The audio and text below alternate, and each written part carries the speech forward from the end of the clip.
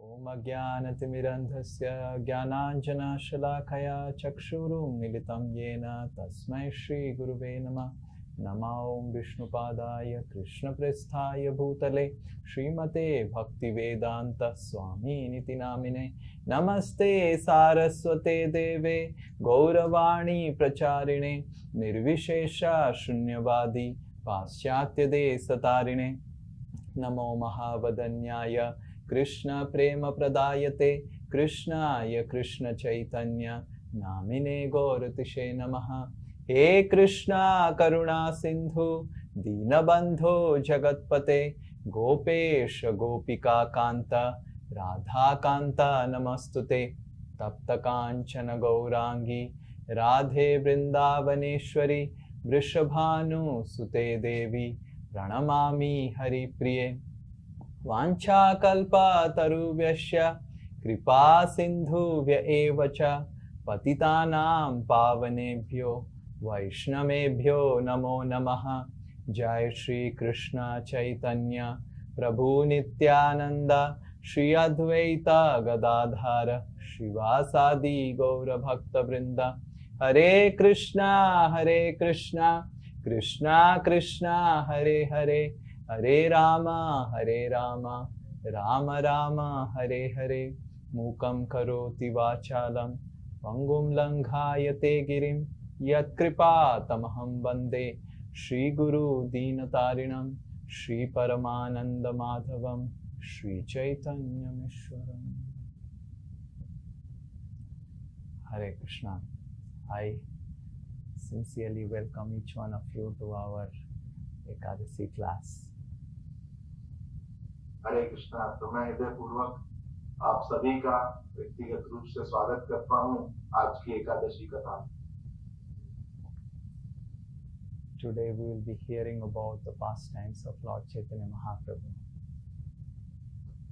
आज हम श्री चैतन्य महाप्रभु की लीलाओं के बारे में व्याख्या करेंगे। Because Gaur Purnima is coming. क्योंकि गौर पूर्णिमा महोत्सव आने ही वाला है। When I was young, I started chanting Hare Krishna, and I remember one time I went back home and I said, Lord Chaitanya Mahaprabhu is Krishna himself. He is incarnation of Krishna.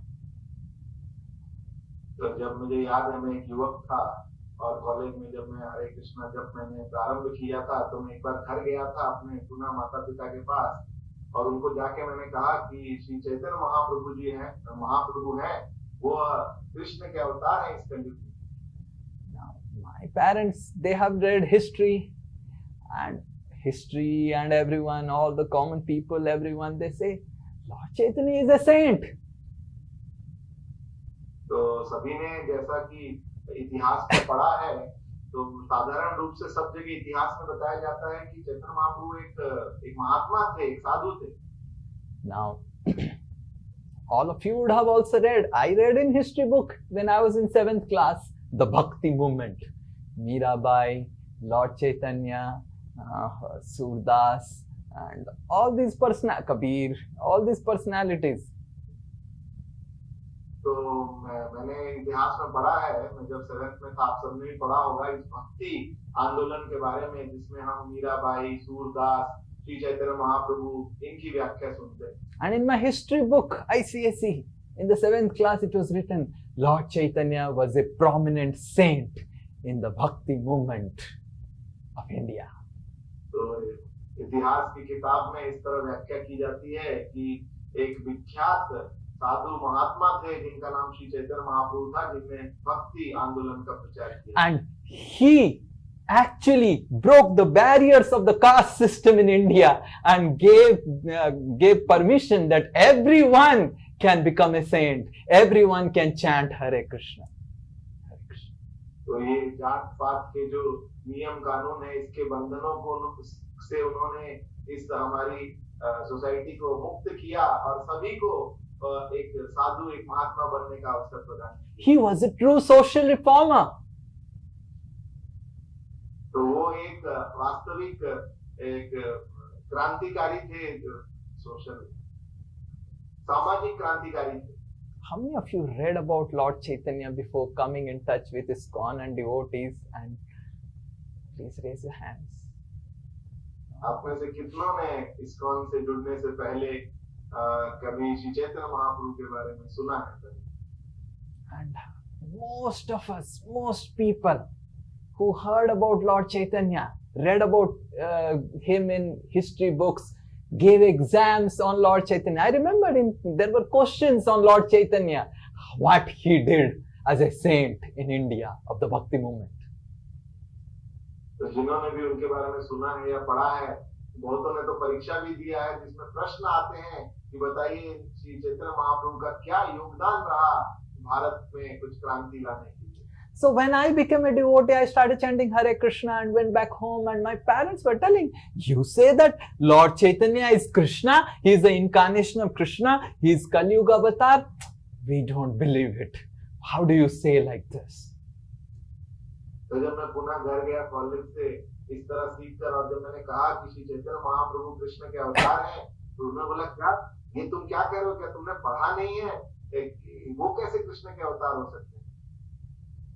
I said, who is then Krishna's incarnation?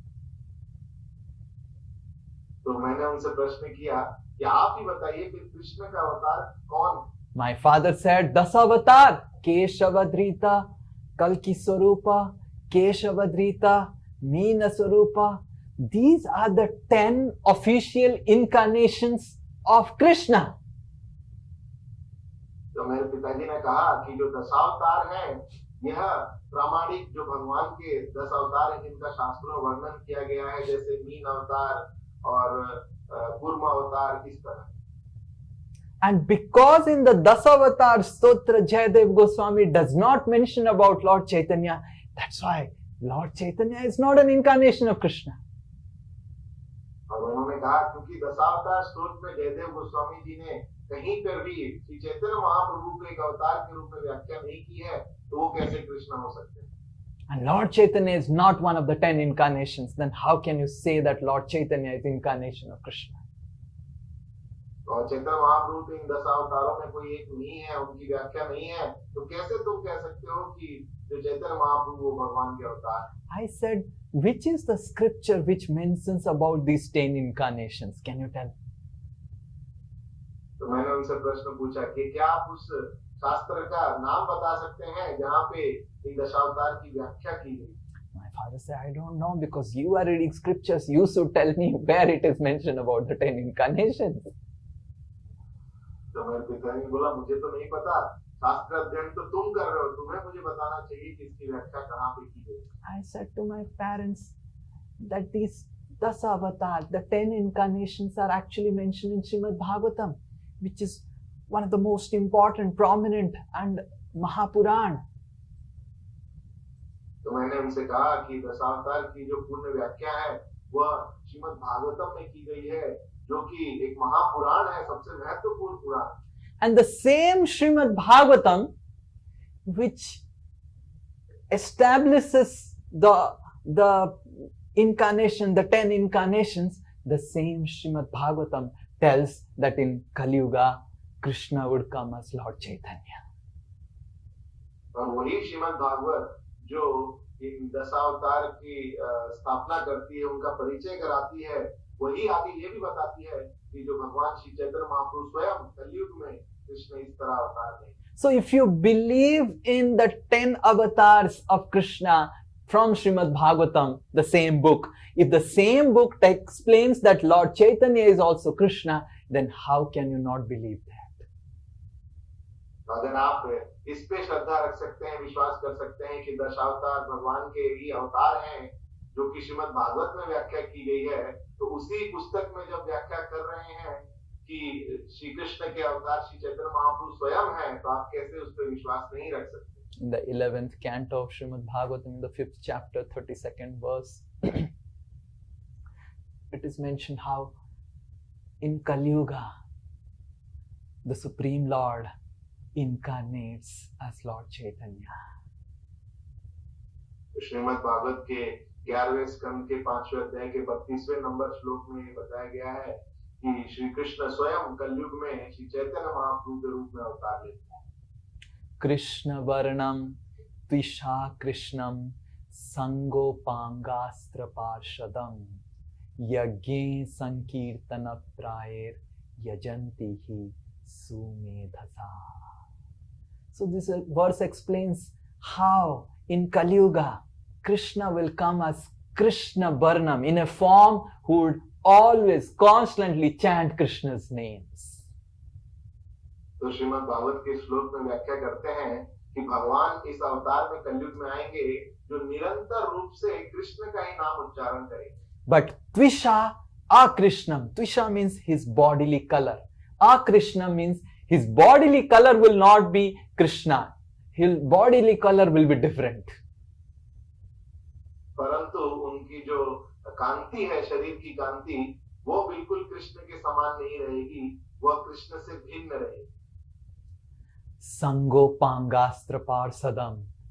And in other incarnations, he will have Sankha, Chakra, Gada, Padma, all his astras. But in this incarnation, he will come with his weapons of his associates. His दूसरे अवतार में दूसरे अवतारों में भगवान शस्त्र अस्त्र लेकर अवतरित होते हैं, परंतु इस अवतार में भगवान के शस्त्र अस्त्र उनके पार्षद, उनके संगी गण होंगे. Yagye Sankirtana Praye. And Bhagavatam says that he will establish the Sankirtan Yagya, the chanting of the holy names of the Lord. Shrimad Bhagavat आगे बताती है कि भगवान यह स्वयं इस अवतार में जो संकीर्तन यज्ञ की स्थापना करेंगे और प्रचार करेंगे. And yajanti hi sumedhasa. And those who have some spice, not cow dung, in their head, sumedhasa, who are really intelligent, sumedhasa, they will only be able to recognize Lord Chaitanya as Krishna himself. और जिन लोग थोड़ा सा उनका बुद्धि है, गोबर नहीं भरा है उनके मस्तिष्क में, वही लोग उनके इस अवतार के महत्व को समझ पाएंगे और ये समझते हुए उनकी पूजा करेंगे. Because all of you have come to hear the pastimes of Gauranga Mahaprabhu, your head is certainly not filled with cow dung. क्योंकि आप सभी इतने इच्छुक होकर श्री चैतन्य महाप्रभु की लीला श्रवण करने आए हैं, तो निश्चय ही आपके किसी के भी मस्तिष्क में गोबर नहीं भरा. Yajanti hi sumedhasa. Only those who are supremely intelligent would worship this wonderful incarnation of Krishna in the Kali Yuga, who comes with his associates, who are his weapons, and who establishes the Sankirtan Yagya. तो केवल मात्र वो लोग जो परम बुद्धिमान हैं, वो भगवान के इस कलयुग के अवतार की आराधना करेंगे, जो कि अपने पार्षदों के साथ, संगी गणों के साथ आते हैं और संकीर्तन यज्ञ को स्थापित करते हैं. How many of you want to be recognized as intelligent according to Srimad Bhagavatam? आप में से कौन कौन चाहते हैं कि आपको भी बुद्धिमान समझा जाए श्रीमद् भागवतम के अनुसार? Some people are not raising hand because I know that they are very humble, but Lord Chaitanya is saying, and everyone is saying that you are raising hand and not raising hand. So if all of you really want to be considered as most intelligent according to Srimad Bhagavatam, then please accept that Lord Chaitanya is the Supreme Personality of Godhead according to the authority of Srimad Bhagavatam. तो श्रीमद् भागवत की परिभाषा के अनुसार अगर आप चाहते हैं कि आपको भी बुद्धिमान व्यक्तियों की श्रेणी में ही गिना जाए, तो कृपा कर आप ही इस तथ्य को पूर्णतः विश्वास करके समझें कि श्री चैतन्य महाप्रभु स्वयं कृष्ण के अवतार हैं इस कलयुग में. But today in our class we will focus on a very special element of this verse. तो इस आज की कक्षा में इस जो श्लोक है भागवत का, इससे एक बहुत ही मुख्य एक शब्द पे हम चर्चा करें. Sango Pangastra Parshadam. This incarnation will have his weapons as his associates, as his parshad, his entourage will be his weapons. तो ये श्लोक बताता है सांगोपांगास्त्र पार्षदम, ये जो भगवान के अवतार होंगे कलयुग में, इनके अस्त्र और शस्त्र, इनके पार्षद, इनके संगी गण होंगे। In Bhagavad Gita, we read that Krishna yada yada hi dharmasya, Krishna comes to establish dharma. And to establish, yeah. तो भगवद गीता में हम पढ़ते हैं कि भगवान हर युग में अवतरित होते हैं धर्म संस्थापन करने के लिए। Now to establish dharma, you need to de-establish the adharma. तो अगर आपको धर्म की स्थापना करनी है, तो सबसे पहले आपको अधर्म का विनाश करना होगा। धर्म संस्थापनार्थाय संभवामि युगे युगे परित्राणाय साधूनां विनाशाय च दुष्कृताम्. Krishna proclaims in Bhagavad Gita that I come every age to demolish the demons and establish the dharma. भगवान स्वयं भगवद गीता में ये घोषणा करते हैं कि हर युग में वो अवतरित होते हैं कि वो साधुओं की रक्षा करें और जो दानव हैं, जो दुष्ट हैं, उनका दलन करें। When Krishna came as Narsimha, his weapons were his nails. तो जब भगवान कृष्ण नरसिम्हा रूप में प्रकट हुए, तो उनके जो अस्त्र थे वो उनके बड़े बड़े नाखून थे। When Krishna came as Parshuram, his weapon was Parshu. तो जब कृष्ण जब परशुराम जी के रूप में अवतरित होते हैं, तो उनका फरसा जो था वही उनका अस्त्र था। When Krishna came as Varaha, his weapon was his slap. He just slapped Hiranyaksha and killed him. Just slap here in the kanpatti, what you say in Hindi. तो जब भगवान वराह अवतार के रूप में आते हैं, तो भगवान के जो थप्पड़ है वही भगवान का मुख्य अस्त्र था, जिसे वो हिरण्याक्ष के कनपट्टी पर मारते हैं। And Krishna came as Krishna, his weapon was Chakra. जब भगवान कृष्ण के रूप में आते हैं, तो उनका सुदर्शन चक्र ही उनका अस्त्र। When Krishna came as Ram, his weapon was the bow and arrow. जब भगवान राम जी के अवतार में आते हैं, तो उनका धनुष बाण उनका अस्त्र था। And when Krishna came as Kalki, or will come as Kalki, his weapon will be his sword, which will be 12 feet long. अगर भगवान कल की अवतार में आगे प्रकट होंगे, तो उनका जो अस्त्र होगा वो उनकी तलवार होगी, जिसकी लंबाई 12 फुट बताई गई।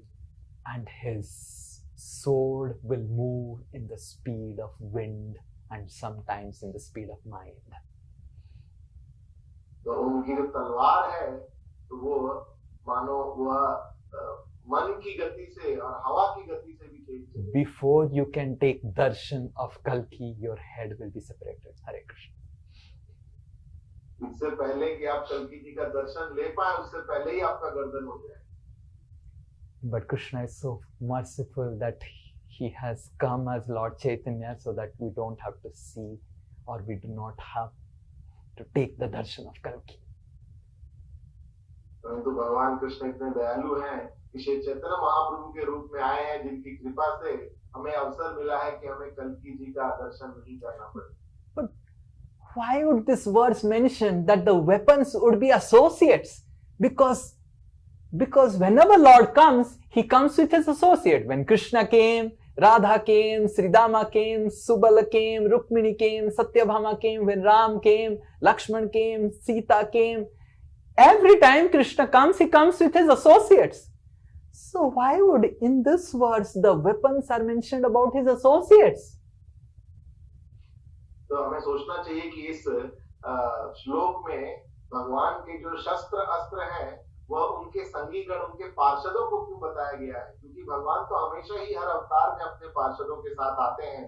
जैसे कृष्ण हैं, वो अपने गोप गोपियों के साथ आते हैं, राम जी आते हैं, सीता जी, लक्ष्मण जी, सुग्रीव जी, सबके साथ। तो इसमें अलग से क्यों बताया गया है उनके पार्षदों को कि वो शस्त्र हैं भगवान के? What is the speciality of the associates of Lord Chaitanya? तो क्या वो परम विशेषता है श्री चैतन्य महाप्रभु के संगी गणों की? And how does Lord Chaitanya's associate really fulfill the description of this verse? और किस तरह श्री चैतन्य महाप्रभु के अंतरंग पार्षद ये जो श्लोक में बताया गया है उसको सच करते हैं? Lord Chaitanya Mahaprabhu realized that if he comes in Kali Yuga as an incarnation holding weapons, and if he has to demolish the demons, then practically the 800 crore people have to die. तो श्री चैतन्य महाप्रभु ने ऐसा विचार किया कि अगर इस अवतार में अधर्म को हटाने के लिए वो स्वयं शस्त्र उठाकर आते हैं तो अगर देखा जाए तो जितने 800 करोड़ लोग इस पृथ्वी पे हैं सबको उन्हें मारना होगा. And there would be no one to even do anything because everyone practically doesn't follow any principles. तो और इस तरह अगर वो सबका वध करते हैं तो कोई बचेगा ही नहीं क्योंकि धार्मिक सिद्धांतों को आजकल कोई पालन नहीं करता है. So Lord Chaitanya Mahaprabhu didn't come to kill the demons. He came to kill the demoniac propensity that makes people demons.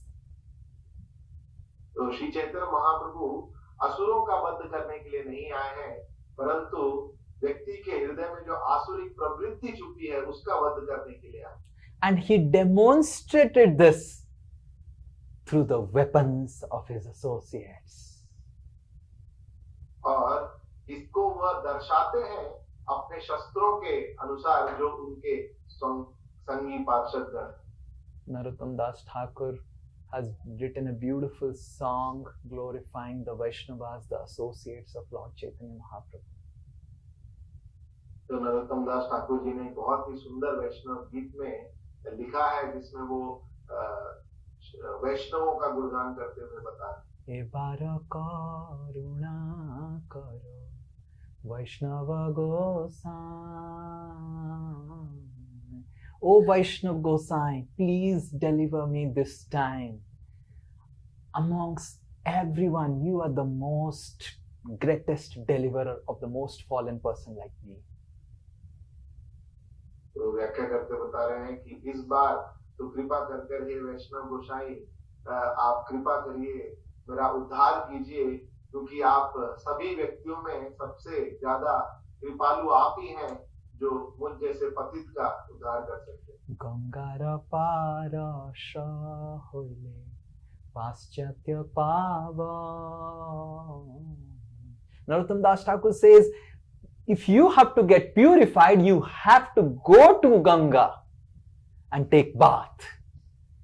Darshane pavitra karo e tomara ko.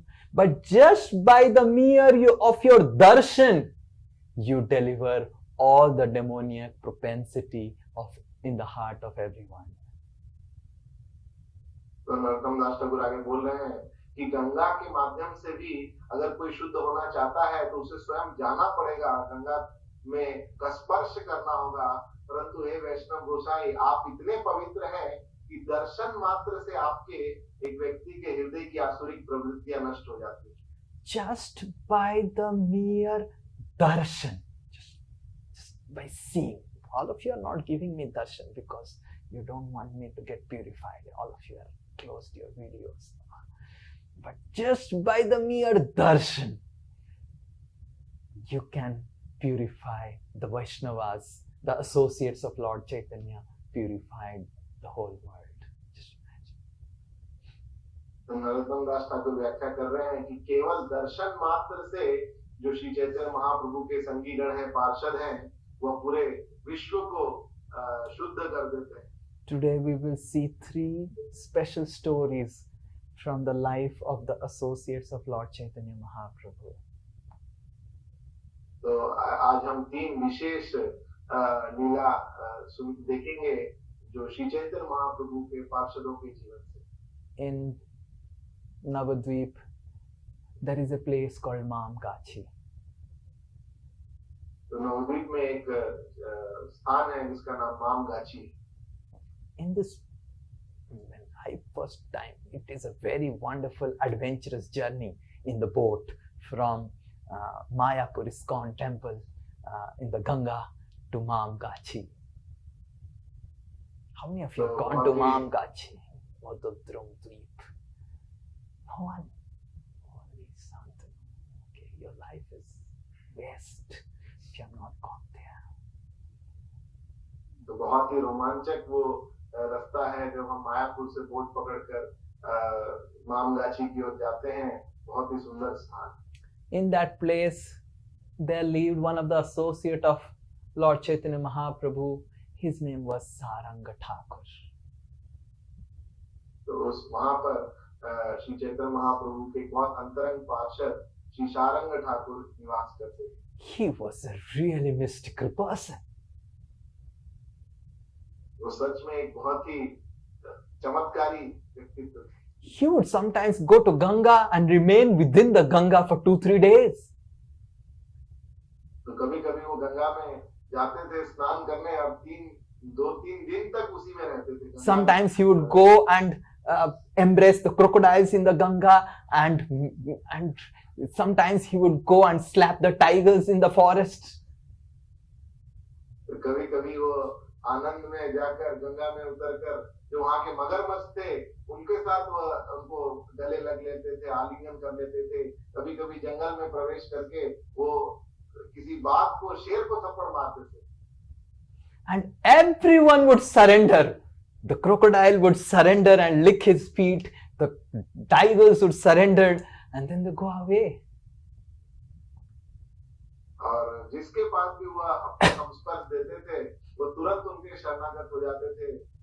जो मगरमच्छ है वो उनके चरण चूमने लगता था, जो बाघ है वो उन्हें प्रणाम करने लगता था।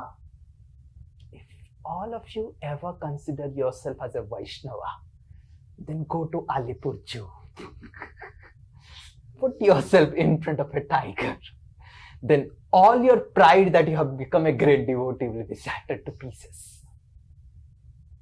तो किसी को भी अगर आपको लगता है कि आप कोई महान वैष्णव बन चुके हैं तो आप अलीपुर जू में चल जाइए और किसी बाघ के सामने उसके पिंजरे में चल जाइए, तो तब आपको आपका सारा जो अहंकार है वो चूर-चूर हो जाएगा कि आप वैष्णव हैं भी हैं।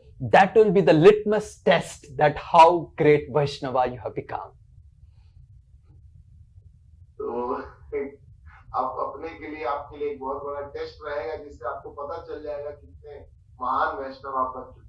Now Saranga Thakur, he used to do all these wonderful feats, but Lord Chaitanya Mahaprabhu wanted Saranga Thakur to initiate disciples and preach, but he would not be ready for it. तो इस तरह सारंग ठाकुर तो बहुत ही विस्मयजनक लीला करते थे और आनंद में विभोर रहते थे, परंतु स्वयं श्री चैतन्य महाप्रभु चाहते थे कि वह प्रचार करके दीक्षा दें और शिष्य ग्रहण करें। Lord Chaitanya Mahaprabhu would say again and again, Saranga, please, please deliver the world. The world needs you. Please, please initiate disciples and preach the message of Krishna to everyone. तो बार-बार श्री चैतन्य महाप्रभु पुनः उनसे कहते थे कि हे सारंग, इस भौतिक जगत को तुम्हारी जरूरत है, जाओ और तुम शिष्य ग्रहण करो, उनका उद्धार करो, उन्हें भौतिक जगत से बाहर निकालो, उन्हें दीक्षा प्रदान करो। But Saranga Thakur would never hear Lord Chaitanya, Hare Krishna. परंतु इस बात को श्री चैतन्य महाप्रभु की सारंग ठाकुर कभी पालन नहीं करते। He held himself so unqualified to become someone's guru. वो स्वयं को इतना अपनी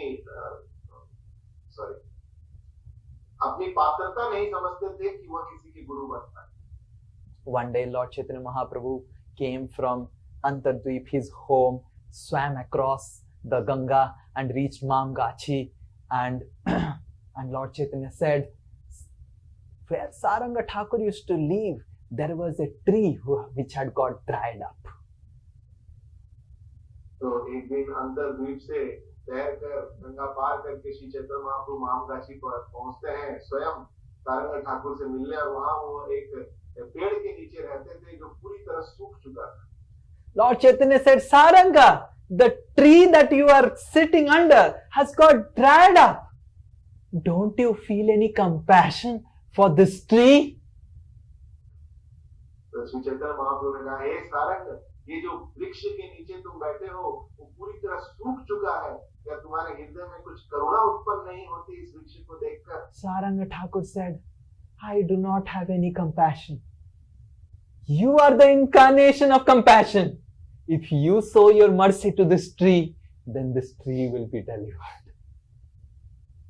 तो सारंग ठाकुर ने कहा कि मेरे हृदय में तो कोई अनुकंपा नहीं है, कोई करुणा नहीं है. आप तो स्वयं करुणा के अवतार हैं इस कलयुग में. आप अगर अपनी करुणा प्रदान करते हैं इस वृक्ष को, तो इसका उद्धार हो सकता है. Lord Chaitanya went and embraced this tree, which was actually a dried up bakul tree. And as soon as Lord Chaitanya Mahaprabhu embraced the tree immediately, which was dried up, became completely filled with green leaves, and he started so much of leaves and so much of greenery. और जैसे ही इस तरह श्री चैतन्य महाप्रभु ने सुना तो तुरंत जाके उन्होंने उस सूखे हुए बकुल वृक्ष को आलिंगन किया, और भगवान के आलिंगन का स्पर्श पाते ही वह वृक्ष फिर से प्रफुल्लित हो उठा, और सुंदर सुंदर उसमें टहनियां, पत्ते हरे हरे निकलती. Lord Chaitanya Mahaprabhu said, Saranga, I again instruct you. The whole world has gone dried up because of not having Krishna. Everyone's heart is dried up because of not having Krishna. Please become Guru and initiate disciples. तो इस तरह श्री चैतन्य महाप्रभु पुनः उनसे आग्रह करते हैं कि मैं फिर से तुम्हें ये आदेश देता हूँ कि तुम जिस तरह ये वृक्ष पूरी तरह सूख चुका है था, उसी तरह इस भौतिक जगत का लोगों के हृदय भी पूरी तरह सूख चुके हैं कृष्ण प्रेम के बिना, कृष्ण भक्ति के बिना. तो मैं चाहता हूँ कि तुम गुरु का पद स्वीकार करो और लोगों को दीक्षा दो, उन्हें शिष्य बनाओ और उन्हें कृष्ण भक्ति सिखाओ. And Saranga Thakur said, because you are instructing me, oh my Lord, tomorrow the first person I would meet, I would initiate him and he would be my disciple. और सारंग ठाकुर ने कहा कि हे प्रभु, क्योंकि आप बार बार इस तरह मुझे आग्रह कर रहे हैं, तो आपके आदेशानुसार कल जरूर सुबह प्रातः होते ही जो पहला व्यक्ति जिससे मैं मिलूंगा, जरूर मैं उसे दीक्षा दूंगा और उसे शिष्य के रूप में स्वीकार करूंगा. Saranga Thakur would get up early in the morning when sun had not risen, and he would go to the Ganga. And when he was taking bath, it was dark in the night. Something stuck his feet. तो हर दिन की तरह प्रातः काल सारंग ठाकुर उठकर सुबह नहाने गंगा में जाते थे, और जब वो इस दिन गए थे सुबह नहाने और स्नान कर रहे थे, तो कुछ आकर उनके मानो पैर में लगा. So Saranga Thakur dragged it to find out where it is, and through the faint light coming from somewhere, Saranga Thakur saw that's a dead body of a small boy. तो जब उन्होंने थोड़ा उस चीज को सरकाया किनारे की ओर देखने के लिए क्या है, और थोड़ी सी रोशनी जब उस पर पड़ी तो उन्होंने देखा कि ये एक मृत शरीर था एक जवान व्यक्ति का. And Saranga Thakur remembered his promise to Lord Chaitanya that whomever he meets first next day, he's going to initiate him. और तुरंत सारंग ठाकुर को अपना वचन याद आया जो उन्होंने श्री चैतन्य महाप्रभु को दिया था कि जिसे भी वो सबसे पहले सुबह मिलेंगे उसे वो दीक्षा देंगे. He put his lotus feet on the head of the small boy and chanted the Hare Krishna mantra in the ears of the boy. तो उन्होंने अपने चरण कमल इस छोटे से बच्चे के सिर पर रखे और उसके कर्ण में हरे कृष्ण महामंत्र उच्चारण किया. The boy who was dead got up, and Saranga Thakur said, "What is your name and what happened to you?" तो और जैसे ही हरे कृष्ण मंत्र इस छोटे से बच्चे ने, जो कि मृत था, मर चुका था, उसने सारंग ठाकुर के मुख से सुना, तुरंत वह जीवित हो गया और खड़ा हो गया। और तुरंत सारंग ठाकुर ने उनसे प्रश्न किया कि तुम्हारा नाम क्या है और तुम किस तरह तुम्हारी मृत्यु हुई। So this boy paid obeisances to Saranga Thakur and said, "I was a small boy, I was playing in the courtyard, a snake came and bit me and I died. And after that, I don't know. And maybe my parents would have thrown me into Ganges, because during those times it was custom that if someone is bitten by a snake, they would not be burnt, but they would be just thrown in the Ganges." तो इस छोटे से बच्चे ने कहा कि मैं तो खेल रहा था अपने घर के आंगन में, तभी मुझे एक सर्प ने काट लिया और उसके बाद तो मुझे पता नहीं, मैं मर गया। और उस समय यह रीति थी समाज की कि अगर किसी को सर्प द्वारा काट लिया जाता था और वो मर जाता था तो उसके शरीर को जलाया नहीं जाता था, परंतु नदी में फेंक दिया जाता था, बहा दिया जाता था। Saranga Thakur brought him and named him Murari. Murari Thakur. Murari Sarang Chaitanya. Thakur ने पुनः उसे दीक्षा देते हुए नाम दिया कि आज से तुम्हारा नाम मुरारी चैतन्य। And then in the morning, when people came to know, oh, Saranga Thakur has a disciple now, and they came to see the disciple, and they understood that he was a dead boy yesterday, and now he is serving his spiritual master. How he was alive? So the news spread like wildfire. तो जैसे ही सुबह लोगों को पता चला कि अब सारंग ठाकुर ने किसी को दीक्षा दी है, अब उनका एक शिष्य है, तो जब लोग देखने आए, उन्होंने देखा ये तो मुरारी है, ये तो बच्चा है जो मृत हो गया था, मर चुका था, और सारंग ठाकुर ने पुनः इसे जीवित कर दिया। तो ये खबर जंगल की आग की तरह पूरे नवद्वीप में फैल गई। His parents came and said, "Murari, our son, please come back to our home." And Murari said, "I am not your son now. My Guru gave me life, and I will dedicate my entire new life at the lotus feet of my spiritual master."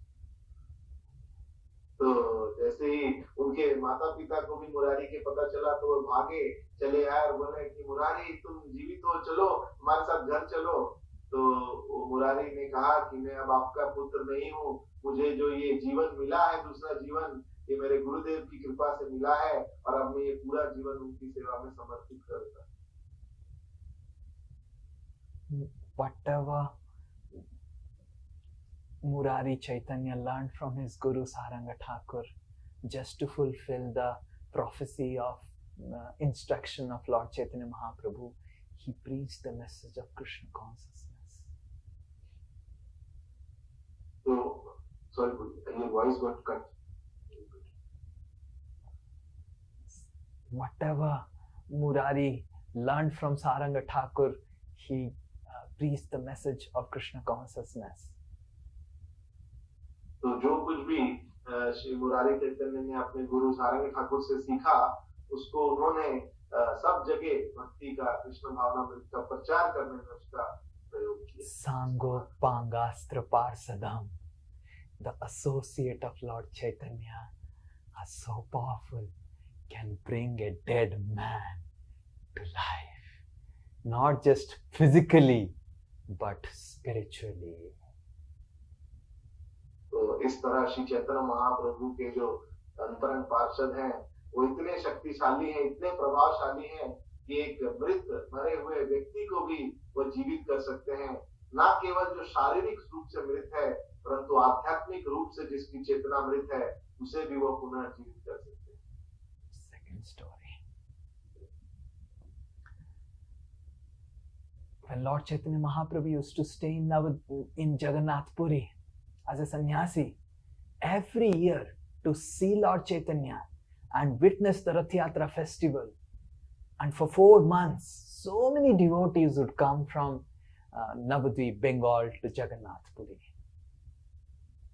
जब श्री चैतन्य महाप्रभु जगन्नाथपुरी में एक सन्यासी के रूप में रहते थे, तो हर साल 4 महीनों के लिए जो बंगाल से भक्त हैं, वो सब एक यात्रा कर कर नवदीप आते थे श्री चैतन्य महाप्रभु के दर्शन करने, उनका संग करने और वहीं रथ यात्रा मनाने। Now, every yatra requires a yatra manager, coordinator. और हर यात्रा में एक यात्रा प्रबंधक की आवश्यकता Like होती we है। have our Veer Narasimha Prabhu, who is our yatra manager. तो जैसे हमारी यात्रा के दासोस्मी के प्रबंधक श्री वीर नरसिंह प्रभु हैं। In one time, in Lord Chaitanya's time, when the yatra was there from Bengal to Jagannath Puri, every year Sivananda Sen would manage the yatra. और जब श्री चैतन्य महाप्रभु से मिलने के लिए बंगाल से जगन्नाथपुरी की यात्रा होती थी, तो उस यात्रा के जो प्रबंधक हैं वो हमेशा शिवानंद सेन जी होते हैं। And it's not that the yatra, everyone would travel in train. There was no train and there was no flight. There were no buses. You have to just walk from Bengal to Puri. और उस समय कोई flight, train, बस वगैरह नहीं थी। यात्रा मतलब पैदल ही सबको यात्रा करना। And not that every one day you will reach Jagannath Puri. It used to take 12 to 15 days to reach Puri from Bengal. और ऐसा नहीं है कि एक दिन या चंद घंटों में वह पूरी पहुंच जाएंगे। 10 से 15 दिन लग जाते थे भक्तों को चलकर पहुंचने में पूरी। And in between there was no Oyo hotels or make my trip bookings you can do that Sivananda Sen can do. You just have to beg people, oh, we have come 200 people, and like that Sivananda Sen would every night he would arrange accommodations for 15 nights. Just imagine. तो ऐसा कोई व्यवस्था नहीं थी कि कुछ hotel book कर लिया या फोन करके सब व्यवस्था कर ली। जिस जहां पे वो रात में पहुंचते थे किसी ग्राम में, वहीं कुछ व्यवस्था करनी पड़ती थी, लोगों को भिक्षा करके, उनसे प्रार्थना करके। और इस तरह समझिए कि 15 दिन तक हर दिन वह रात को रुकने की व्यवस्था सभी भक्तों के लिए करते। Just imagine the intensity of management if you have ever done management. केवल सोचिए एक बार कि कितना प्रचंड प्रबंधन करना पड़ता होगा, इतनी व्यवस्था करनी पड़ती And if होगी। there would be one person like Sri Nitai Das who had diet restrictions, then the management becomes so difficult. केवल एक भक्त अगर कोई ऐसा हो जाता है मेरी तरह, जिसके खाने पीने में इतनी दिक्कत है, उसकी व्यवस्था करने में, प्रबंधन करने में ही कितनी दिक्कत है। Gluten free, lactose free, this free, that free. I remember how every yatra, the yatra management had reels just to facilitate my diet.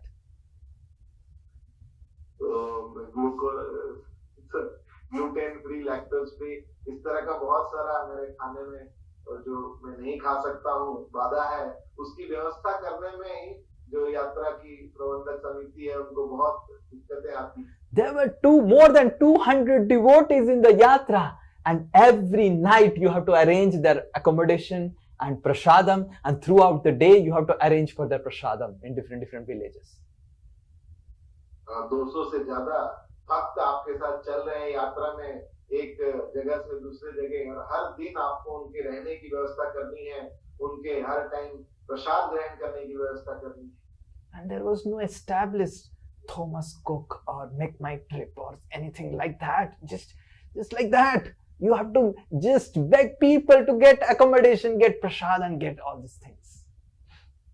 और इस तरह रहने की और खाने की प्रबंधन करने की कोई व्यवस्था इस तरह बनी बनाई नहीं थी, और इस तरह लोगों से निवेदन करके, उनसे भिक्षा करके ही कहीं रहने की और प्रसाद की व्यवस्था कर करके आगे बढ़नी। Amidst all the management, all the intense management of handling, and sometimes in the yatra, who would be traveling? Nityanand Prabhu, Advaita Acharya, high profile people. और एक तो इतने सारे लोगों की प्रबंधन करनी है, व्यवस्था करनी है, और साथ में यात्रा में चल कौन रहे हैं? श्री अद्वैत प्रभु चल रहे हैं, नित्यानंद प्रभु चल रहे हैं। Just like you are handling a yatra where Narendra Modi, Amit Shah, and Piyush Goyal, Ashwini Vaishnav, and like that, 100 people are there, and you are the manager of that yatra. और आप सोचिए इस तरह की एक पद यात्रा आप मैनेज कर रहे हैं, इसमें प्रधानमंत्री, गृह मंत्री, ये बड़े बड़े लोग जो है उस यात्रा में आपके साथ कर रहे हैं। Amidst all this intense management, one day Sivananda Sen found that one dog has started following the yatra party. तो इतने सारे यात्रा प्रबंधन जो प्रचंड हो रही थी, उसके मध्य में शिवानंद सेन का ध्यान गया कि एक साधारण एक कुत्ता था जो यात्रा के भक्तों के पीछे पीछे चल रहा है। Generally, if we were the yatra management, we just circle up the dog. Like that.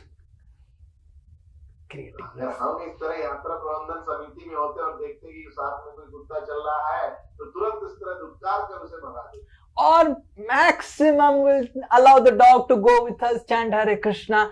But then this yatra would stop at a place where we have to cross Ganges and there will be boats.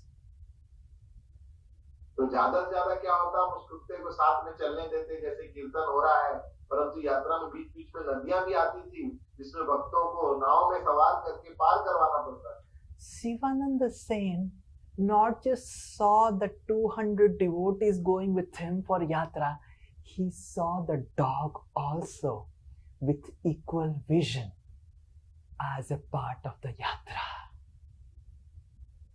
तो श्री शिवानंद सेन जी ने केवल उन 200 भक्तों को यात्रा में संगी नहीं समझा, परंतु वो जो एक साधारण सा कुत्ता था जो साथ में चल रहा था, उसे भी यात्रा पार्टी का एक। We read in Bhagavad Gita, Krishna says, Vidya Vinaya Sampanne Brahmane Gavihastini Suni Chaiva Sopakecha Pandita Samadarshina.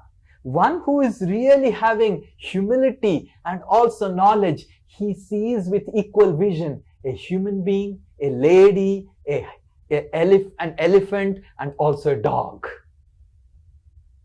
तो भगवद गीता में कृष्ण बताते हैं कि जिसके हृदय में सच में विद्या और विनम्रता दोनों है, वह एक ही समदर्शी होकर देखता है, एक हाथी को, एक कुत्ते को, एक गाय को और एक मनुष्य को और एक ब्राह्मण को।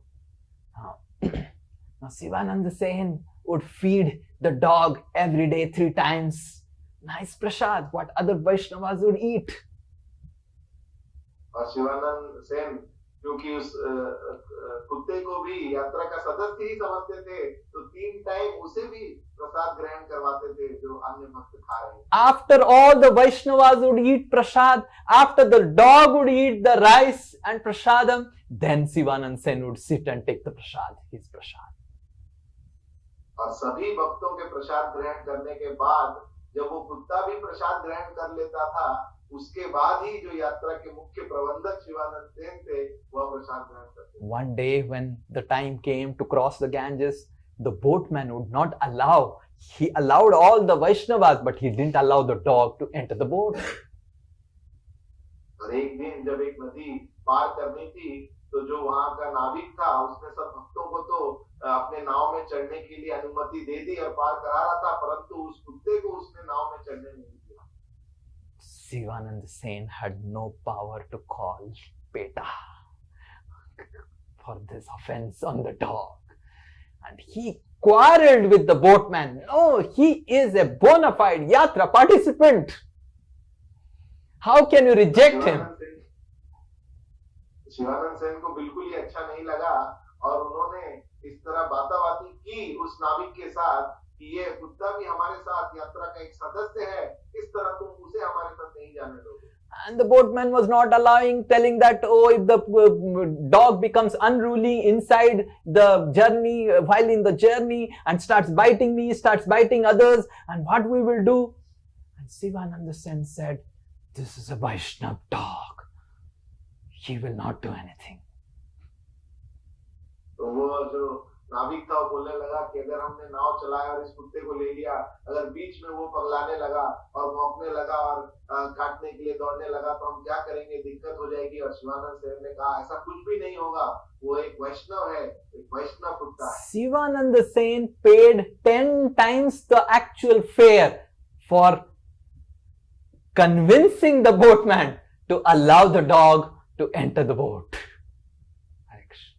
और इस तरह शिवानंद सेन इतने वो थे कि उन्होंने 10 गुना जो भाड़ा था वह चुकाया उस नाविक को कि वह कुत्ते को भी साथ में नाव में उसको बिठा दिया। Finally, the dog entered the boat and crossed the Ganges. Hare Krishna. और अंत में वह कुत्ता भी जो है वह नाव पे चढ़ सका और नदी पार कर सका। Some 1 or 2 days later, Sivananda Sen was stopped by some toll tax people who were collecting toll. So Sivananda Sen didn't want to disturb the other parties. He appointed some people as assistant managers, and he said, "You go ahead. I will pay the tax to these toll people, and then I will join all of you later by night." तो एक जगह पे इन यात्रा के सदस्यों को जो कर लेते हैं उन्होंने रास्ते का कर लेते हैं, पानी का कर लेते हैं, उन्होंने रोका और शिवानंद सेन उनसे बातचीत करने लगे कर देने के लिए। तो वो नहीं चाहते थे बाकी भक्तों को भी इंतजार करना पड़े, देरी हो। तो उन्होंने अपने सहायक प्रबंधकों को बोला कि आप यात्रा को लेकर आगे बढ़िए, मैं यहाँ का कर वगैरह सब चुकाकर मैं आपके साथ आगे पहुंचूंगा। But Shivananda Sen specifically told the his assistants, "Please feed the dog 3 times prasad." Hare Krishna. और अलग से उन्होंने समझाकर अपने सहायक प्रबंधकों को बोला, याद रखना ये कुत्ता भी साथ में है, 3 बार इसे भी प्रसाद देना है। Now the assistants are assistants.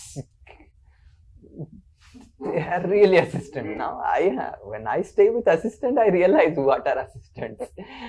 They have a special tendency to forget everything. तो सहायक ही होते हैं। जिस तरह मुझे भी पता है, जिसके साथ सहायक होते हैं उसी को पता है कि सहायकों का एक मुख्य विशेषता होती है कि वह भूल जाते हैं बहुत चीजें। So the assistants forgot to give prasad to the dog. तो ये जो सहायक थे शिवानंद सेन के, वो भूल गए इस कुत्ते को प्रसाद देना। The dog was so hungry, he started roaming around and he left, and he was not there in the night when Sivananda Sen came. First thing he asked the assistant, "Where is the dog?" अरे सहायक तो भूल गए उस कुत्ते को प्रसाद देना और भूख के मारे वो इधर उधर कहीं चला गया खोज कर। और रात में जब शिवानंद सेन यात्रा के पास पहुंचे तो पहला प्रश्न उन्होंने सहायकों से पूछा कि वो कुत्ता कहाँ है। The assistant immediately remembered, "Oh, we forgot to feed the dog." And Sivananda Sen became so angry and upset, he sent 10 people in the night to look for the dog. और उस सहायकों ने कहा कि अरे हम तो भूल गए उस कुत्ते को प्रसाद देना, उसको देखना। और शिवानंद सेन इतने दुखी हुए और क्रोधित भी हुए कि तुरंत उन्होंने 10 भक्तों को भेजा हर तरफ। All the people returned back and said, "In the night we are not able to search the dog. Tomorrow we will search the dog and give it to you." But Sivananda Sen fasted the entire night because thinking that the dog would not have eaten anything. तो वो सब सहायक वापस आए और बोले कि रात के अंधेरे में तो हम उस कुत्ते को नहीं खोज पाए, कल जरूर हम उसे पहला खोज कर आपको ला कर देंगे। परंतु शिवानंद सेन इतने दुखी थे कि उस कुत्ते को प्रसाद भी नहीं मिला होगा कि वह स्वयं उन्होंने उपवास किया और उस दिन कुछ भोजन ग्रहण किया। Next day, again Sivananda Sen sent 10 more people to search for the dog. No one found the dog, and Sivananda Sen felt very, very disturbed in his heart. अगले दिन सुबह तुरंत 10 लोगों को फिर शिवानंद सेन जी ने भेजा कि उस कुत्ते को खोज के निकालें। परंतु हर जगह उन्होंने खोजा, परंतु उसका कोई अता पता नहीं था और शिवानंद सेन जी बहुत दुखी हुए। Finally, all the devotees arrived Jagannath Puri, went to meet Lord Chaitanya, went to take darshan of Jagannath. Lord Chaitanya arranged for all of their accommodations, prasadam, and next day morning, everyone went to meet Lord Chaitanya in Gambhira, where he would stay. और इस तरह यात्रा जगन्नाथपुरी पहुंचती है, जहाँ श्री चैतन्य महाप्रभु ने स्वयं व्यक्तिगत रूप से सभी भक्तों के आगमन की व्यवस्था की, उनके रहने की व्यवस्था की, उनके प्रसाद की व्यवस्था की। सभी भक्त स्नान कर श्री जगन्नाथ जी का दर्शन लेने गए और अगले दिन सुबह वह श्री चैतन्य महाप्रभु के दर्शन को पधारते। And when all devotees went along with Sivananda Sen and they paid Dandavat, they got up, they found just by the side of Lord Chaitanya, the dog is sitting. और सभी भक्त वहां पहुंचे श्री चैतन्य महाप्रभु के निवास स्थान पर और दंडवत करके जैसे ही उठे तो श्री चैतन्य महाप्रभु के बगल में ही उन्होंने देखा कि वही कुत्ता जो खो गया था वहीं बैठा है। The dog was looking effulgent, not like an ordinary dog that we see in this world. And Lord Chaitanya Mahaprabhu was actually eating coconut malai pulp. You see, when you take green coconut, there is a malai he was eating. And from his mouth, he was eating half, and from half, he threw it to the dog. And the dog caught it to his mouth and ate it. तो भक्तों ने देखा कि अब वो कोई साधारण कुत्ता नहीं लग रहा था, दिव्य ज्योति मानो उसके शरीर से प्रज्वलित हो रही थी। और श्री चैतन्य महाप्रभु उस समय जो नारियल का मलाई है वो खा रहे थे और थोड़ा सा खाकर चैतन्य महाप्रभु उसे देते हैं और तुरंत वह आनंद से वह कुत्ता उसे ग्रहण करता है। Lord Chaitanya said to the dog in front of everyone, "Oh dog, chant Hare Krishna." And the dog started chanting Hare Krishna. और सभी के सामने श्री चैतन्य महाप्रभु आदेश करते हैं कि हे कुत्ते को बोलते हैं कि तुम हरे कृष्ण जप करो और सभी के सामने वह जोर जोर से हरे कृष्ण बोलने लगता है। Sivananda Sen, his heart was overwhelmed with so much of happiness, joy. He went and paid Dandavat to the dog, to the lotus feet of the dog. और ये देखकर शिवानंद सेन का हृदय इतना आनंद से भर गया कि वो सामने जाकर उस कुत्ते को दंडवत प्रणाम करते हैं। Kaviraj Goswami says in Chaitanya Charitamrita that the dog attained the spiritual form and went back to Godhead. चैतन्य चरितामृत में कृष्णदास कविराज गोस्वामी जी बताते हैं कि उस कुत्ते को आगे जो आध्यात्मिक शरीर प्राप्त होता है और वह वैकुंठ लोक जाता है। And what was his qualification to go back to God? His only qualification was he became the dear dog of one of the associate of Lord Chaitanya, Sivananda Sen. और आगे वो बताते हैं कि क्या पात्रता थी उस कुत्ते की जो उसको भगवत धाम की प्राप्ति हुई, भगवत प्रेम की प्राप्ति हुई। उसकी यही पात्रता थी जो भगवान के एक प्रिय संगी पार्षद का प्रिय कुत्ता बन गया। Bhakti Vinod Thakur, in one of his songs, has written that his greatest dream and desire in life is to become a dog of a Vaishnava. तो भक्ति विनोद ठाकुर एक वैष्णव गीत में लिखते हैं कि उनकी सबसे बड़ी इच्छा, आकांक्षा और सपना है उनके जीवन का कि वो एक दिन एक परम वैष्णव का कुत्ता बनना है। Third story. In Bangladesh, that time it was not Bangladesh, there is a place called Raj Mahal. I don't know what is the name called now. तो बांग्लादेश जो उस समय पूर्वी बंगाल था, वहाँ पे एक स्थान है जिसका नाम राजमहल। In that place, there was one person called, his name was Raghavendra Rai. तो वहाँ पे एक व्यक्ति रहते थे जिनका नाम राघवेंद्र राय। He was a great devotee of Durga. तो वो दुर्गा जी के बहुत बड़े उपासक थे। And he had two sons, Chandra Rai and Santosh Rai. तो उनके दो पुत्र थे, चंद्र राय और संतोष राय। And these two sons, especially Chandra Rai, was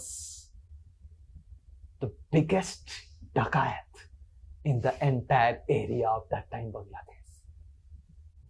तो उनके दोनों पुत्र और मुख्यतः जो चंद्र राय थे वो उस पूरे इलाके के सबसे बड़े डकैत।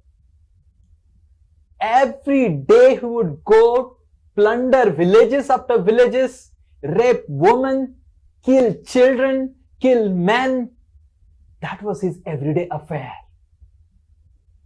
तो हर दिन उनका यही कार्य था कि जाकर गांव के गांव उजाड़ देते थे, वहां पे डकैती करते थे, लोगों को लूट मचाते थे, और लोगों को मार देते थे, बच्चों को उठा लेते थे, यही उनका कार्य था। Yamraj, when he asked about Chandra Rai's sinful activities to Chitragupta, Chitragupta said, "Ki they have crossed all limits. Previously, we were thinking that Jagai Madhai were the top of the charts, but they, in just less than 1 year, they surpassed Jagai Madhai's sins." तो जब एक बार यमराज जी ने चित्रगुप्त जी से पूछा कि ये चंद्र राय की जो कार्य है, जो पाप है, उनकी क्या गणना है, तो चित्रगुप्त जी ने कहा, अरे ये तो जगाई मदाई से भी परम है। 1 साल के अंदर उन्होंने उनसे भी ज्यादा पाप कर दिए हैं, जिसका हम मूल्यांकन भी अब नहीं कर पा रहे। The police, the king, the Muslims, everyone feared Chandra Rai. तो वहाँ की जो प्रशासन थी, वहाँ की और जो राजा थे, जो लोग थे, हर कोई डरता था चंद्र राय। He would sacrifice thousands and thousands of goats and offer it to Durga and claim himself as a great devotee of Durga. तो हजारों हजारों जो बकरे थे, उनको वह बलि देता था और स्वयं को बहुत बड़ा उपासक मानता था Durga Devi. One day, while Chandra Rai was out, when he came back, a Brahmana ghost, a Brahma Rakshas, entered the body of Chandra Rai. तो एक दिन जब चंद्र राय बाहर थे किसी कार्य से, तो एक ब्रह्म राक्षस उनके शरीर में प्रवेश करता है। Now, all of you don't know what is a Brahma Rakshas, because in Calcutta, people are more dangerous than Brahma Rakshas, so they don't attack the people of Calcutta. तो आपको पता नहीं है शायद कि ब्रह्म राक्षस क्या है, क्या करता है, क्योंकि कलकत्ता में लोग ही ब्रह्म राक्षस से खतरनाक है, तो ब्रह्म राक्षस उनको अटैक नहीं करते। So, but I will give you a glimpse of what is a Brahma Rakshas. तो मैं थोड़ी सी व्याख्या चर्चा आपको समझाने का प्रयास करूंगा कि ब्रह्म राक्षस होता क्या। When Brahma Rakshas enters your body, he sucks your blood from within. Hare Krishna. ब्रह्म राक्षस जब आपके शरीर में प्रवेश करता है, तो अंदर से सबसे पहले आपका जो खून है वह चूसने लगता है। And you stop speaking your language and you start speaking the language of Brahma Rakshas. और आप अपनी स्वयं की जो भाषा है, जो आप बोलते हैं, उसे भूलकर उस ब्रह्म राक्षस की भाषा बोलते हैं। So Chandra Rai, who was very, very handsome, beautiful, and all this, immediately lost all his luster. His body became skinny and he would roll on the ground. And the Brahma Rakshas from within would beat him like anything. तो वो चंद्र राय जो बड़े सुंदर थे, लंबे चौड़े हट्टे कट्टे थे, अब ये ब्रह्म राक्षस जो उनके शरीर में प्रवेश करता है, तो बिल्कुल पतले दुबले हो गए और इस तरह जमीन में लोट पोट खाते रहते थे, और अंदर से ब्रह्म राक्षस उन्हें बहुत मारता था। He would roll on the ground crying, "Please help me, please help me." And Raghavendra Rai, his father, would do everything, call so many astrologers, call so many doctors, but no one could help him. And everyone said that there is a Brahma Rakshas inside his body. No one can help him. तो इस तरह वो इधर उधर जमीन में लोट pot खाते रहते थे और चित्कार करते रहते थे कि कोई मुझे बचाओ, कोई मुझे बचाओ। और उनके पिता, उनके भाई, कोई भी इतने सारे तरीके आजमाकर और सबको बुलाकर, वैद्यों को दिखाकर भी उसका कोई उपाय नहीं कर पा रहे थे, क्योंकि उन्हें पता चला था कि इसके अंदर एक ब्रह्म राक्षस प्रवेश किया। Finally, finding no means, Raghavendra Rai prayed to Durga Devi intensely. And because of his sincere prayers, Durga appeared in the dream of Chandra Rai. जब कोई भी रास्ता नहीं दिख रहा था, तो बहुत तीव्रता से हृदय पूर्वक राघवेंद्र राय ने दुर्गा जी की प्रार्थना की, और दुर्गा जी कृपा करके राघवेंद्र राय के सपने में आती है। And Durga said to Chandra that you consider yourself as my great devotee, you are a number one demon. तो दुर्गा देवी ने डांटते हुए चंद्र राय को कहा कि तुम सबको बताते हो कि तुम मेरे बहुत बड़े उपासक हो और भक्त हो, तुम एक नंबर के राक्षस। I am a Vaishnavi, I am wife of Lord Shiva, who is Param Vaishnav. How do you think that you can offer me goats and I would eat those abominable things? तो मैं एक वैष्णवी हूँ, मैं भगवान शिव की पत्नी हूँ, और तुम कैसे ऐसा सोच भी सकते हो कि इतने सारे जो जानवर तुम काट कर मुझे दे रहे हो, उन मृत जानवरों को मैं ग्रहण करूं। You kill so many people who are like my children. You do so much of exploitation to ladies. They are all my children. And you consider yourself as my great devotee. It is by my power that you are suffering. Hare Krishna. तो तुम इतने सारे लोगों को जान से मार देते हो, उन्हें परेशान करते हो और माताओं के साथ तुम बलात्कार करते हो। ये सब तो मेरे बच्चे के समान है जिनको तुम इतना परेशान करते हो, और मेरी ही शक्ति से यह ब्रह्म राक्षस तुम्हारे शरीर में घुसा है और यह वेदना तुम्हें झेलनी पड़ रही है। I bless you that you suffer. Hare Krishna. Durga Devi blesses you to suffer.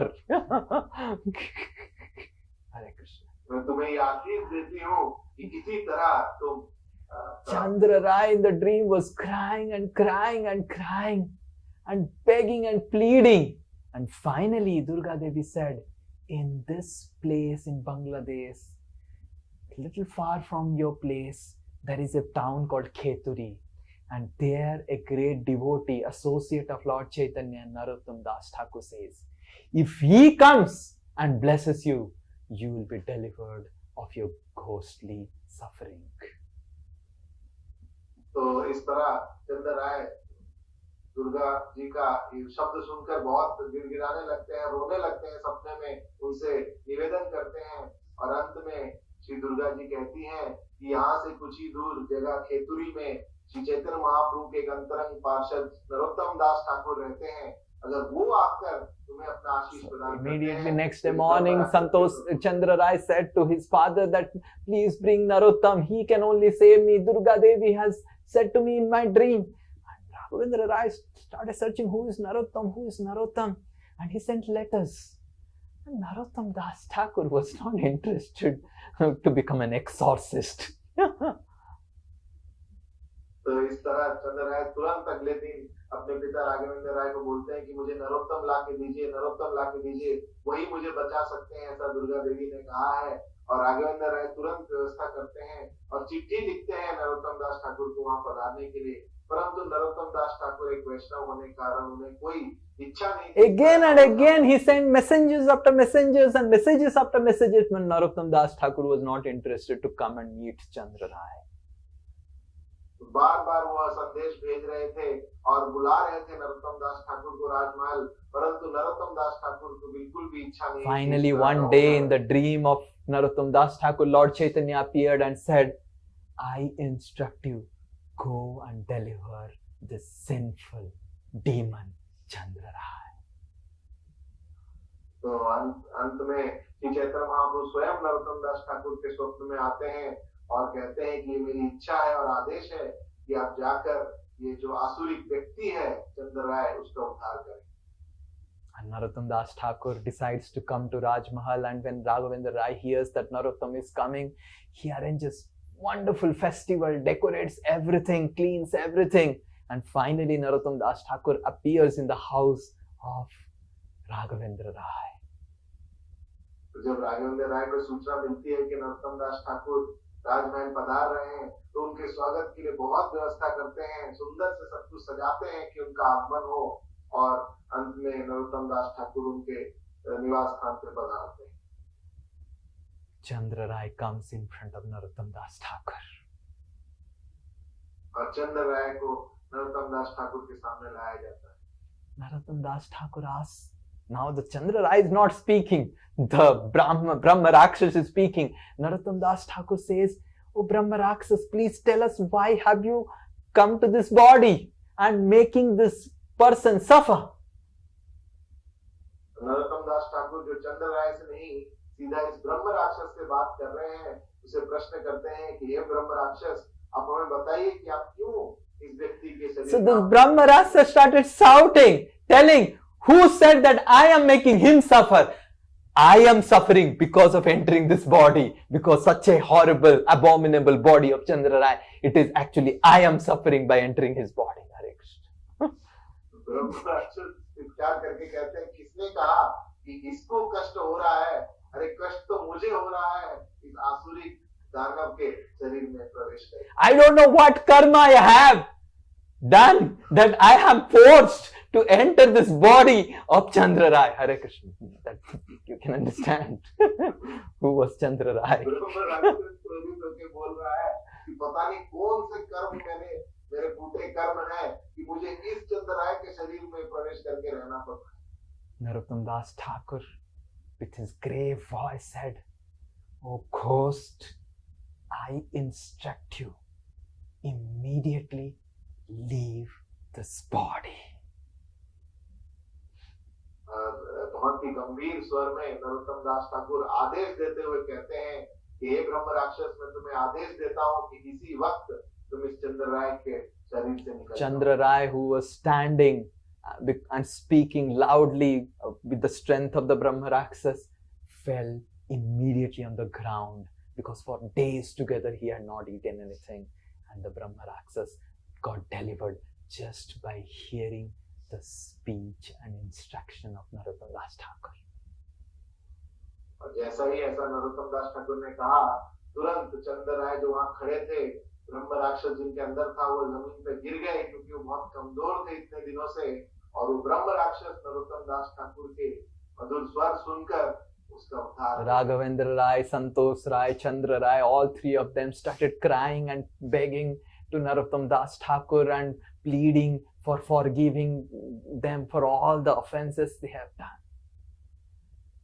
तो राघवेंद्र राय, संतोष राय और चंद्र राय तीनों नरोत्तम दास ठाकुर के श्री चरणों में गिर जाते हैं और प्रार्थना करने लगते हैं कि वो उन्हें क्षमा करें और उनको कृपा प्रदान करें। All three of them became Vaishnavas, left all sinful activities, starts chanting Hare Krishna, and were initiated by Narottam Das Thakur. और ये तीनों ने सभी पाप कार्य वो त्याग देते हैं और भक्ति में जीवन में लग जाते हैं, हरे कृष्ण जपने लगते हैं, और तीनों को नरोत्तम दास ठाकुर अपने शिष्य के रूप में स्वीकार करते हैं। It became a big news in Bangladesh that Chandra Rai became a Vaishnava. Hare Krishna. और पूरे बांग्लादेश में ये खबर आग की तरह फैल जाती है कि चंद्र राय जो इतना बड़ा डाकू था, The local king saw this as an opportunity and understood now this fellow has become a Vaishnava. He has left all his infantry and all the soldiers and everything. He attacked Chandra Rai and kidnapped him and kept him in the jail and said, for years together you plundered the town and never gave me tax. I will now put you to death and take all your money. तो वहां का जो स्थानीय राजा था, उसको पता चला कि अब ये चंद्र राय एक वैष्णव बन गया है और उसने सब जो चीजें छोड़ दी हैं, और तुरंत उसने उस पे आक्रमण करके चंद्र राय जो वैष्णव था उसे बंदी बना लिया और कहा, Chandra Rai said कि whatever money you owe, I will give you everything. But the king was so envious. He said, I will put you to death and I will also take your money. तो चंद्र राय ने कहा कि जो भी तुम्हें चाहिए धन संपत्ति सब तुम ले लो, मैं तुम्हें दे दूंगा। परंतु वो इतना ईर्ष्यावान था वो राजा कि वो कहा कि मैं तुम्हें दंड भी दूंगा, तुम्हें मृत्यु दंड भी दूंगा और तुम्हारा So Chandra Rai is put in a dungeon, completely dark cell underground and not given any food. And for days together, Chandra Rai is simply chanting Hare Krishna. और इस तरह वो राजा चंद्र राय को एक काल कोठरी में बंद कर देता है जहां वो किसी को देख नहीं सकते, मिल नहीं सकते, और कई कई दिनों तक चंद्र राय केवल But he was not dying because of chanting Hare Krishna. और पर उनकी मृत्यु ही नहीं हो रही थी क्योंकि वो The king was so envious because he was not dying the king ordered his soldiers to bring Chandra Rai and tie him up and put him under a mad elephant. तो वो राजा इतना ईर्ष्यालु था चंद्रराय से, उसने अपने सैनिकों को आदेश दिया कि चंद्रराय को बांध कर लाएं और उसे एक पागल हाथी के सामने बांध कर रख दें ताकि वो उसे कुचल दे। Chandra Rai was just chanting Hare Krishna, and the king arranged a big arena where lots of thousands of people came, and Chandra Rai was on the middle of the stadium where the mad elephant will be released to trample Chandra Rai in front of everyone. एक बहुत बड़े सामाजिक स्थान पर हजारों लोगों को एकत्रित किया उस राजा ने, ताकि वो देख पाए किस तरह वो जो पागल हाथी है उसके पैरों के नीचे इस चंद्र राय को कुचला जाए। And Chandra Rai was simply chanting Hare Krishna and remembering the lotus feet of Narottam Das Thakur. परंतु चंद्र राय निरंतर रूप से हरे कृष्ण का जप कर रहे थे और स्मरण कर रहे थे अपने गुरु नरोत्तम दास ठाकुर के श्री चरणों। The elephant was released, and he was charging. And in front of everyone's eyes, when he reached in front of Chandra Rai, the elephant just dropped down dead. और वो पागल हाथी को छोड़ा गया और वो दौड़ा तुरंत चंद्र राय को कुचलने के लिए, परंतु जैसे ही वो चंद्र राय के समक्ष पहुंचा, सबकी आंखों के सामने वो हाथी वहीं पर गिर गया और मर गया। Chandra Rai was completely tied up, but somehow his knot loosened, and he just touched the trunk of the elephant, and the entire trunk came out, and the elephant dropped dead. तो चंद्र राय भगवान की कृपा से सब उनकी बेड़ियां और बंधन खुल गए, और वो अपने हाथों से जैसे ही उन्होंने उस हाथी के सूंड को छुआ तो तुरंत वो बाहर आ गया और वो हाथी वहीं मर गया। All the people, everyone, the king came and surrendered at the feet of Chandra Rai, begged forgiveness, and the king asked, how could you do like this? You had not eaten for days together. How could you kill a mad elephant? तो इस तरह का देखकर सभी लोग जो वहां उपस्थित थे, राजा थे, तुरंत भाग कर आकर चंद्र राय के शरणागत हुए और उनसे प्रश्न किया कि आप ऐसा कैसे कर पाए? आप तो कई दिनों से आपने भोजन भी नहीं किया है, आपने इस बड़े हाथी को कैसे मार गिराया? Chandra Rai said, I was just remembering the lotus feet of Narottam Das Thakur and chanting Hare Krishna. चंद्र राय ने कहा, मैं तो केवल अपने गुरु श्री नरोत्तम दास ठाकुर के श्री चरणों का स्मरण कर रहा था और हरे कृष्ण का उच्चारण कर रहा था। A person who was affected by ghost, committed so much of sinful activities, who himself was more than a ghost, was delivered just by a simple little bit of association of one of the associate of Lord Chaitanya Mahaprabhu. तो इस तरह का एक व्यक्ति जो जिसमें ब्रह्म राक्षस प्रवेश किया था, जिसका खुद का जीवन इतना आसुरिक था, इतना पापमय था, उसका पूरी तरह रूपांतरण हो जाता है और उद्धार हो जाता है केवल थोड़े से संग से श्री नरोत्तम दास ठाकुर के, जो कि श्री चैतन्य महाप्रभु के पार्षद। And just to save all of us, Lord Chaitanya Mahaprabhu, Lord Nityanand Prabhu sent Srila Prabhupada. और केवल हम लोगों की रक्षा करने के लिए, हमें बचाने के लिए श्री चैतन्य महाप्रभु और नित्यानंद प्रभु ने श्रील प्रभुपाद जी को भेजा। Sango Pangastra Parsadam. One of Lord Chaitanya Mahaprabhu declared that I would send one of my Senapati Bhakta who would inundate the whole world into chanting of Hare Krishna. और श्री चैतन्य महाप्रभु स्वयं ये घोषणा करते हैं कि मैं अपना एक सेनापति भक्त भेजूंगा जो कि इस पूरे ब्रह्मांड को डुबो देगा कृष्ण पे। When Srila Prabhupada went to West, everyone was practically dead like Murari. जब श्रील प्रभुपाद जी पाश्चात्य देश में पहली बार जाते हैं तो मुरारी जी की तरह सभी लोग वहां पे आध्यात्मिक रूप से पूरी तरह No one was knowing anything about Krishna. Everyone was dead, taking drugs. किसी को कृष्ण के बारे में कोई जानकारी नहीं थी, वो पूरी तरह मृत ही थे, मानो पूरी तरह नशे और ड्रग्स में धुत।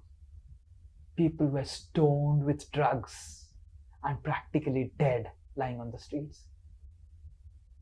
वो पूरी तरह से नशे में ही ग्रस्त रहते थे और एक मृत की तरह ही रस्तों में पड़े रहते थे गलियों में।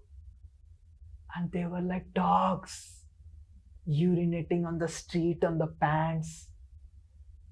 One time, Srila Prabhupada was invited by one hippie. And Prabhupada and all his disciples, they considered, oh, we should go. And when they went, they found so many boys and girls sitting for the class to hear from Srila Prabhupada. And everyone was naked, practically nothing. तो एक बार श्रील प्रभुपाद जी को इनके बुलाया गया कि वो कुछ class दे, प्रवचन दे, और श्रील प्रभुपाद अपने शिष्यों के साथ जाते हैं और वहां जाकर देखते हैं कि वहां कक्षा में लड़के लड़कियां बैठी हैं और प्रैक्टिकली हर कोई वहां पे बिना वस्त्र के बैठा है। And Prabhupada asked, who have invited me? Find out. And they said, we are a part of Naked Club and we want to hear from you. तो प्रभुपाद जी ने पूछा शिष्यों से, ये कौन है, किसने मुझे यहाँ पे बुलाया है, पता करो। उन्होंने बोला कि हमने ही बुलाया है, हमारा एक क्लब है जिसका नाम है नग्न क्लब, जिसमें हम हमेशा नग्न रहते हैं। Srila Prabhupada closed his eyes. He didn't speak any lecture. He just chanted Hare Krishna and left the place. Prabhupada ji ने अपनी आंखें बंद कर ली, ये नजारा देखकर कोई प्रवचन नहीं किया, केवल वहां पे कीर्तन करके वहां से चले। Hippies were living like dogs in the street. And they were completely afflicted by ghosts. They are doing so many sinful activities like the Chandra Rai. और ये हिप्पी पूरी तरह कुत्ते की तरह, एक जानवर की तरह ही वो रास्तों में रहते थे, इधर उधर घूमते रहते थे, पड़े रहते थे, और चंद्र राय की तरह वो भी एक आसुरिक राक्षस से पूरी तरह ग्रस्त। They were dead like Murari with drugs. They were living like dogs, completely naked and urinating on the street and doing all abominable things on the street. And they were doing all sorts of sinful activities and had a ghostly appearance like Chandra Rai. But Srila Prabhupada, one of such an empowered associate of Lord Chaitanya, delivered all these hippies and made them into happies. तो हम देखते हैं किस तरह मुरारी की तरह ये सब हिप्पीज भी आध्यात्मिक जीवन में पूरी तरह मृत ही थे और कुत्ते की तरह वह जीवन व्यतीत कर रहे थे, हमेशा नशे में ग्रस्त रहते थे और इधर उधर घूमते रहते थे, कपड़ों में पेशाब कर देते थे, और वह भी हर तरह के पापमय कार्य में लगे हुए थे, और एक राक्षस की तरह ही वह उनका हुलिया भी था जिस तरह वो दिखते थे। और इन सभी को श्रील प्रभुपाद ने, जो कि श्री चैतन्य महाप्रभु के पार्षद हैं, उनका उद्धार किया और हिप्पीज से हैप्पीज बनाया। Sango Pangastra Parshadam. This is the power of associates of Lord Chaitanya Mahaprabhu. तो ये शक्ति है, ये प्रभाव है श्री चैतन्य महाप्रभु के पार्षदों का। His weapons are his associates. And by associating with his associates, all the dog-like, ghost-like, and dead-like features within our heart, everything will be get delivered. तो श्री चैतन्य महाप्रभु के शस्त्र और अस्त्र उनके पार्षद ही हैं, और उनके पार्षदों का, संगी गणों का अगर हम संग करते हैं तो ये जो हमारी मृत चेतना है और एक कुत्ते की तरह जो अवस्था है और राक्षसी प्रवृत्ति है, वह सब हमारे अंदर से चली गई। Bhaktivinoda Thakur has written a wonderful song, Kabe Shri Chaitanya More Karivena Daya, Kabe Mupaiva Vaishnava Padachaya. Oh, when Lord Chaitanya Mahaprabhu will be merciful to me and I will receive the blessings of a Vaishnava, associate of Lord Chaitanya. तो भक्तिविनोद ठाकुर एक गीत लिखते हैं जिसमें बताते हैं कब मुझे श्री चैतन्य महाप्रभु की कृपा प्राप्त होगी और उस कृपा के बल पर मुझे उनके जो संगी हैं, जो वैष्णव गण हैं, उनकी कृपा, उनकी छत्र छाया मिलेगी। All the mercy of Lord Chaitanya Mahaprabhu in this incarnation in Kali Yuga is available through the mercy and blessings of his associate, the Vaishnavas. तो श्री चैतन्य महाप्रभु की जो पूर्ण कृपा है इस अवतार के रूप में, वो पूरी तरह से हमारे लिए उपस्थित है उनके संगी गण, उनके पार्षदों के। The associates of Lord Chaitanya, the Vaishnavas, are the weapons of Lord Chaitanya Mahaprabhu's mercy. तो श्री चैतन्य महाप्रभु के संगी गण हैं, उनके पार्षद हैं, वही श्री चैतन्य महाप्रभु की कृपा के अस्त्र हैं। And by associating with the bona fide representatives of Lord Chaitanya Mahaprabhu, the associates of Lord Chaitanya, all the ignorance of our heart will be immediately delivered and we will immediately receive the mercy of Lord Chaitanya. तो जो भी श्री चैतन्य महाप्रभु के प्रामाणिक अनुयायी हैं, उनके पार्षद हैं, संगीगण हैं, अगर हम उनका संग करते हैं तो तुरंत ही हमारे हृदय से सभी जो अंधकार है वह साफ हो जाएगा और हमें श्री चैतन्य महाप्रभु के कृपा प्राप्त होगी। And what we have to do, we just have to humble ourselves and beg for the blessings of Vaishnavas. हमें क्या करना है? हमें केवल नम्र बनना है और उस नम्रता से एक भिक्षुक की तरह वैष्णवों की कृपा याचना करनी है। When we get convinced that the mercy of Lord Chaitanya is available through his Vaishnavas, they are his weapons of mercy, then we fall ourselves humbly at their lotus feet, begging for their mercy. They are the weapons.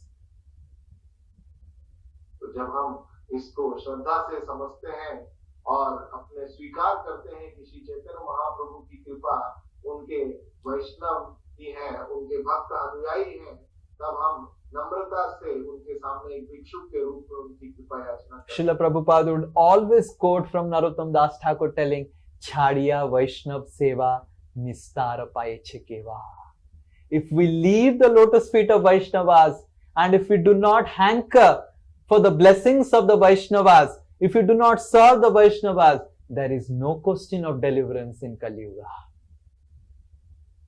तो श्रील प्रभुपाद जी कई बार नरोत्तम दास ठाकुर की प्रार्थना को बताते हुए कहते थे कि कौन अगर हम वैष्णवों की सेवा को छोड़ देते हैं और वैष्णवों की कृपा पाने की तीव्र इच्छा को छोड़ देते हैं तो कोई तरीका नहीं है इस कलयुग में जिससे हमारा उद्धार हो सकता है। We cannot receive the compassion of the incarnation without his weapons. His weapons are his instruments to establish dharma. Lord Chaitanya's weapons are his Vaishnavas, are his associates. तो हम इस जो कलयुग के अवतार हैं उनकी कृपा को नहीं पा सकते हैं उनके अस्त्र शस्त्रों के बिना, जो कि वैष्णव हैं, उनके संगीगण हैं, जिनके माध्यम से ही उनकी कृपा इस जगत में मिल सकती है। Krishna protected Arjuna through his chakra. When Jayadratha was attacking and then so much of problems happened, Krishna protected through his chakra. तो कृष्ण ने अर्जुन की रक्षा की थी जयद्रथ से और कई परिस्थितियों में अपने सुदर्शन चक्र के माध्यम से। Krishna delivered Sisupal with his chakra. Krishna ने शिशुपाल का उद्धार किया था अपने चक्र से। Krishna protected Ambarish with his chakra. Krishna ने अम्बरीश महाराज की रक्षा की थी अपने चक्र के माध्यम से। But the same Krishna has come as Lord Chaitanya in Kali Yuga, and his chakra are his wonderful, smiling, gentle, loving, wonderful, compassionate associates, the Vaishnavas. और वही कृष्ण कलयुग में श्री चैतन्य महाप्रभु के रूप में आए हैं और उनका चक्र, उनका शस्त्र, उनके करुणामय, प्रिय और नम्र भक्त हैं, उनके संगीगण। Just like the Sudarshan Chakra cuts open and the demoniac bodies, the chakra, the power of the devotion of Lord Chaitanya's associates, cuts open the knot of material existence. जिस तरह सुदर्शन चक्र सामने आने वाली किसी भी बाधा को काट कर, चीर कर निकल जाता है, उसी तरह श्री चैतन्य महाप्रभु के अस्त्र, जो उनके प्रिय वैष्णव संगीगण हैं, वह इस भौतिक जगत के जितने बंधन हैं और अविद्या के बंधन हैं, ग्रंथ गांठे हैं, उसे काट देते हैं। By taking shelter of the associates of Lord Chaitanya Mahaprabhu, by humbling ourselves in front of all the associates, by considering that without their mercy, I have no hope, we actually get qualified to get the mercy of Lord Chaitanya. तो श्री चैतन्य महाप्रभु के जो संगीगण हैं, अनुयायी हैं, उनके सामने नम्रता से हाथ जोड़कर, उनके शरणागत होकर अगर हम उनकी कृपा याचना करते हैं, उनकी सेवा करते हैं, तो उस माध्यम से हम श्री चैतन्य महाप्रभु की कृपा पा सकते हैं। And if we offend the weapons of Lord Chaitanya, the associates, then Lord Chaitanya as Krishna would take out his real weapon, the chakra. परंतु हम अगर श्री चैतन्य महाप्रभु के जो अस्त्र हैं, उनके प्रिय वैष्णव हैं, उनका अपराध करते हैं, उनकी निंदा करते हैं, तो वह पुनः कृष्ण के रूप में उनका सुदर्शन चक्र उनके पास तैयार। Better let's take shelter of weapons like Srila Prabhupada, like Narottam Das Thakur, like Saranga Murari Thakur, like Sivananda Sen, and not aspire for the weapon of chakra, Sudarshan Chakra. तो बुद्धि इसी में है कि हम जो भगवान के जो संगीगण हैं, उन शस्त्रों का हम उनके आश्रय लें, जैसे श्रील प्रभुपाद, नरोत्तम दास ठाकुर, सारंग ठाकुर, शिवानंद से, और ना कि जो भगवान के जो अस्त्र है, चक्र है, सुदर्शन चक्र, उसका आश्रय लेना पड़े। Each one of you are actually associate of Lord Chaitanya, Vaishnava. And in this Gaur Purnima, I beg to each one of you, all of your blessings and prayers, so that I can receive the lotus feet and mercy of Lord Chaitanya and Lord Nityananda. आप सभी प्रिय पार्षद हैं, भक्त हैं, वैष्णव हैं श्री चैतन्य महाप्रभु के, और मैं आप सभी के चरणों में मेरा निवेदन है कि आप सब मुझ पे आशीष दें कि मेरे को श्री चैतन्य महाप्रभु की कृपा मिल सके। वैष्णवेर निवेदन कृष्ण दयामय एहेन पामर प्रति हवेन सदय.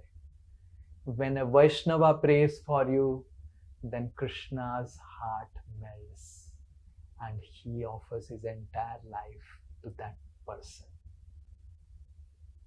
तो जब एक वैष्णव हमारे लिए प्रार्थना करता है, तो तुरंत कृष्ण का हृदय द्रवित हो जाता है और कृष्ण पूरी तरह स्वयं को समर्पित कर देते हैं उस व्यक्ति के प्रति।